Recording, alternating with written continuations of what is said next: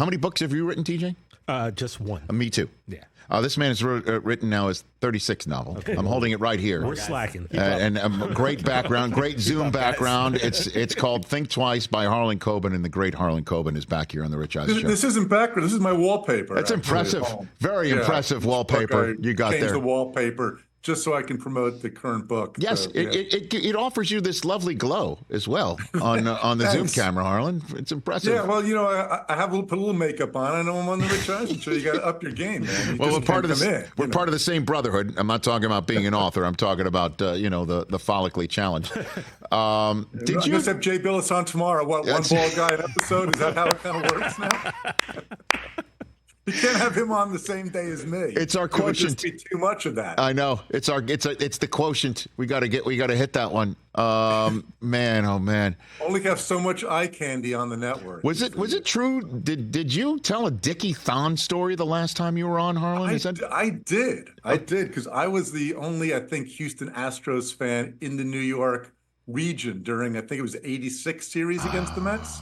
That's right. And crazily, I went to Shea Stadium to watch the Astros play the Mets in a National League Finals when Mike Scott was pitching against the Mets and everybody was whining about him scuffing the ball. And my biggest memory, I can't believe this, I wore a Houston Astros jacket sitting in the bleachers at Shea. And Dickie Thon hits a home run. And literally the entire place is quiet, and I'm standing applauding wildly. And somehow still survived that night. Was it the breakout sort of whole design? The old school breakout design for the Astros too? So you stood out. It was dark, but it had the orange and orange stripe. It was like 3 shades of orange that don't exist anywhere in the state of nature. And my son, who lives in Houston, still hasn't. Wears it to Astros jacket. No kidding. To games now. No kidding. No. Yeah. Now it's a throwback. Now everyone's like, yeah, man, that looks great. Where do I get one of those? Then you jogged in it so you wouldn't get hit by a car back in those days. Right. People get airplanes moving to their proper gates wearing that sort of stuff with the cones. So, by the way, I challenge your viewers, though, or listeners to say who else on the Astros hit a home run to win that game besides Dickie Thon, who is the other Astro that most people may not remember, who hit the other home run that Trivia game. With Harlan Coben, ladies and gentlemen. Go. Okay. Pete Incaviglia? Not just making stuff up for a living. Pete Incaviglia was basically in high school in 1986. No, we're talking about... Jose Cruz? Was it Jose? A good one. That's a good shot right there. It's a good guess, but it was Alan Ashby playing catcher. Alan Ashby. So there you got a Dickie Thon and an Alan Ashby, which about as rare as in a game, I think, as the Rangers the other night winning off of a shot by Lindgren tapped in by Goudreau. Nice. I like that. By the way, Dickie Thon and Alan Ashby, you just described my usual pack of Topps baseball cards that I would get, hoping to get a J.R. Richard or a Nolan Ryan instead. You know what I mean? Come on, really? I got 3 of those now? Oh, my Where's gosh. Mike Scott at? Hey, so wait a minute. You don't think Mike Scott scuffled the baseball in the 86 NLCS? I think I read somewhere that Alan Ashby did it on the side of his shin guard is how it actually worked. Because they were going nuts trying to figure it out back then. Maybe somebody who knows better than I do. But that was the rumor. I didn't care. I was just having fun at the game. And I think part of it was at the time wanting to sort of just, poke the Met fans. But the Mets ended up winning that series, so and the joke was on me. And the World Series as well. I mean, I remember those LCSs as the Angels and the Red Sox had a dynamite one in '86 at the same time. So are you from Houston? Is that? I'm not. I don't know why I was not. It was when I was a weird kid. So what can I tell you? No longer, but I was an Astros fan when I was a kid. On this book tour, I just went to Houston and got to watch the Astros lose to the Brewers, which was kind of fun and old school. And it's been so long since I cheered them, I forgot they were now in the American League. That's how old I am. Yes, they have since moved. Are we catching the Dodgers and the Reds? Are we going after them? No, I like it. I like it. Harlan Coben here on the Rich Eisen Show. 36 novels in, Harlan. What would you have said if I told you that when you were writing your first? What would you say? I wouldn't have believed it. I mean, everything's been sort of a dream. But yeah, 36 novels. Think Twice, I think, is my best. For those who like to challenge themselves, you will not guess the surprise ending of this one. I guarantee it. And it's good to have Myron back. Myron, is a former sports agent who played pro basketball before his injury. And so for the sports fan, there's a little something there also. Yeah. So how do you, if you don't mind, without spoiling it, how do you come up with something that where the ending? Do you start with that and then work your way back? Is that how you do it? Yeah, I know the ending before I start. In this case, it was weird. I had read an article that since they've been keeping track of serial killers, we have less serial killers than ever right now from the 70s, 80s, 90s. Not because we are mentally healthy. Lord knows that's not the cause. We all know we are crazier than ever before. Mm-hmm. But because it's so hard to get away with it. You have now, everybody has a cell phone. No one hitchhikes. So you're on CCTV 100 times a day. Your car is being tracked. So it's just hard to get away with it. So in my mind, I'm thinking, how can you get away with it? And that's how the book Think Twice started. And then how did you, come up with the concept of your main character for so many of your books being a sports agent and being a former athlete? Like, why'd you go there? Well, Myron is me with wish fulfillment. He's bigger, faster, stronger. I'm a better dancer. I'll demonstrate later. Nice. And I am slightly wiser in the ways of women. Knowing your audience and knowing the guys that are sitting in a room with you, this is no great shakes. It's like saying syphilis is better than gonorrhea. You know what I mean? We're not talking about geniuses. But slightly wiser in the ways. Someone's a wordsmith. Someone's a wordsmith. And I should point out that I was an All-American, a collegiate All-American basketball player. Though I will add to that, I was not picked collegiate All-American by Sports Illustrated and the USA Today, but I was picked collegiate All-American by the Jewish Post and Opinion of Indianapolis.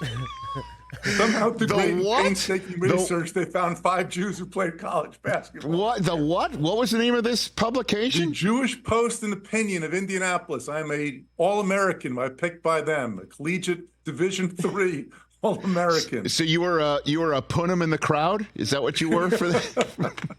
I think it was me, Heshi Moishe, and 2 guys from Yeshiva. They found 5 of us who played college basketball. Oh, my gosh. Yeah. So this is wish fulfillment. I love that. Yes, very, very much so. Myron was a lot better basketball player than I was. And then he got hurt, and so now he runs a sports agency where he constantly gets involved with mystery and mayhem, fun and laughs, I hope. But it also...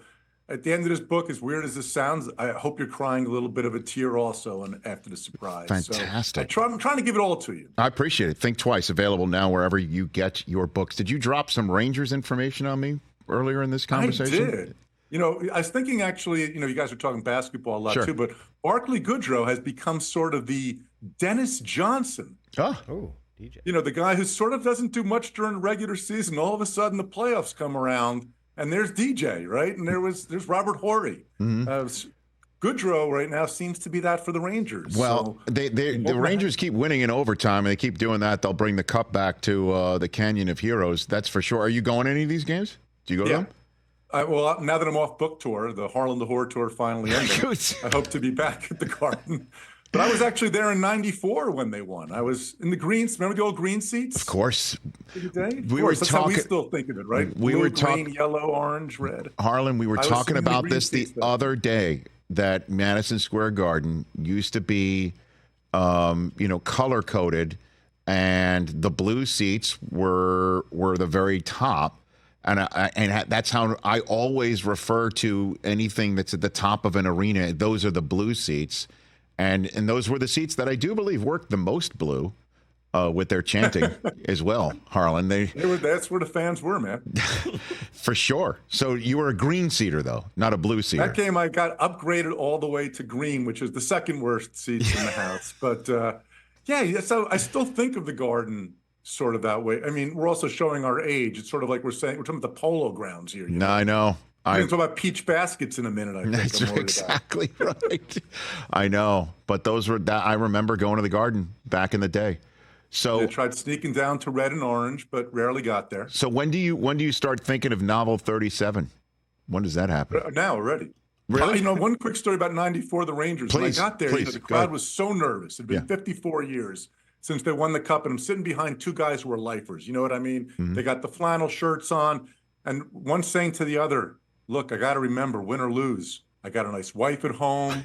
I got good kids. They were so nervous. The Garden was so quiet at Game 7 until they won that game. It was almost more relief than joy. Yeah, because everyone knew that there was a trapdoor, and it kept on opening ever since, 1937, right? Like that was the... Something like that. Right. I'm not good with the math. I know. One of your guys do it. 54 years in 94. Right. So I guess that's 1940. That's what I remember. That was the phrase 19, because I remember Islander fans would chant 1940 as they were going for their drive for 5. Again, dating myself as well. But that's, the blue seats would chant about how Potvin sucks, and that's the way it was back in the day.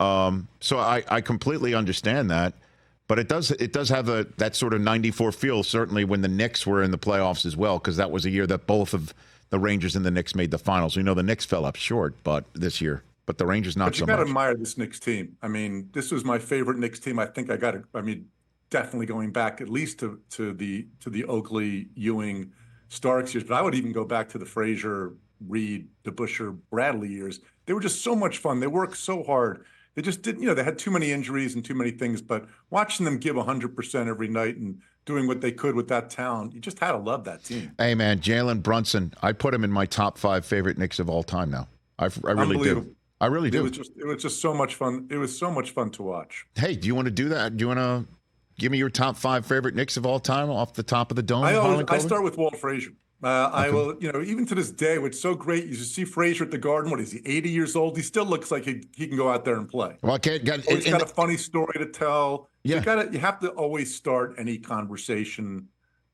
with him.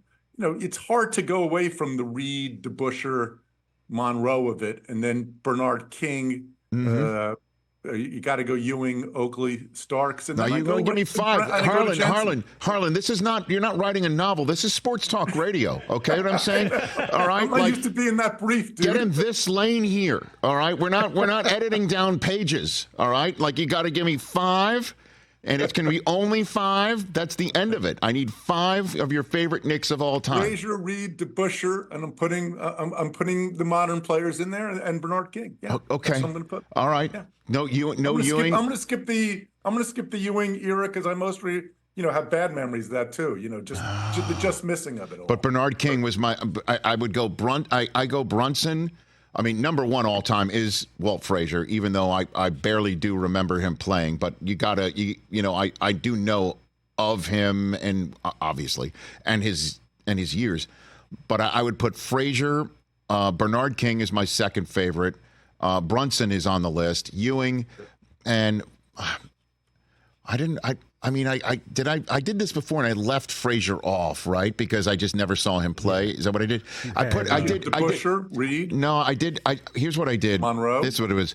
The ones that I saw play. So I went Bernard King, Jalen Brunson, Ewing, Oakley, and Anthony Mason. I loved Anthony Mason, man. I love Oakley too. I love Oakley and Mason as well. They were, hard-nosed kind of guys, and you had to just love those. I was the same way. All right, before it's funny you just mentioned. I was just at Roland Garros. I was at the French Open. Look at you! And they do this stupid thing where they yell things out, and the whole crowd yells "Olay," and I kept yelling "Potvin sucks." No one in France quite understood. I was trying. They do that whole dan. They just yell "Olay." I'm like, what the hell's wrong with you, French guy? Olay, what is that all about? I'm telling you. And they would used to. I was in the old Yankee Stadium when they'd be dun dun dun dun dun dun dun dun, and people would yell "Potvin sucks" there. You know what I'm saying? Like they'd yell it there. Giant Stadium, where all Knicks fans or Ranger fans used to hang out. Oh my gosh, I remember all that. I saw Potvin once though claim that they're actually yelling Potvin's cups. Definitely not that. Definitely not that. Definitely not. Definitely but not the Islander that. fans out there that are listening. I'm sure. So wait a minute. You said you're already thinking of novel 37. You're already on to the next. You're right. I have to be. Like I finished this book 6 months ago or so. So I have to be. It takes time to print it and all of that. Right. I'm already on the next one. I've been working on the next Netflix show. We had Fool Me Once. Some of you just probably saw on Netflix in January. Yeah. And I have to do a couple of those a year also. So, it's been a lot of fun. You're killing it. Great to see you. Great to see you. Come out anytime. And you know what? We're going to have you on the most hirsute edition of our program. Okay, next time you're out here. All right. We're gonna have people with looking like with mullets and everything. Can we get security though to make sure we keep out the tax from the supermodels that will undoubtedly rush the studio if they find out we're all there at the same time? Yes, Harlan, we'll work on that. Certainly. Let me know when you're out here. Hey, congrats again. Always a great chatting with you. Thanks, Rich. Good talking to you. The great Harlan Coben, everybody. Everybody get Think Twice, and obviously get it wherever all books are sold. Harlan Coben here on the Rich Eisen Show. That was a blast. Funny. Too funny. Hilarious. Man, that's great. Funny. Catch the Rich Eisen Show every single day on the Roku channel, 12 to 3 Eastern, for free.